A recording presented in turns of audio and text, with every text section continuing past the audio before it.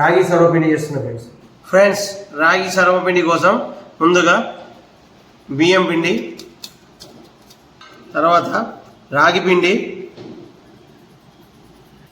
కొద్దిగా జీలకర్ర, కొద్దిగా కరివేపాకు, శనగపప్పు, ఉల్లిగడ్డలు,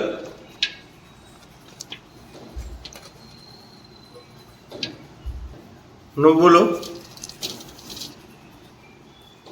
పల్లీలు, రుచి సరిపోయేంత ఉప్పు, కొద్దిగా కారం, కొద్దిగా పసుపు, వీటిని బాగా కలుపుకోవాలి ఫ్రెండ్స్.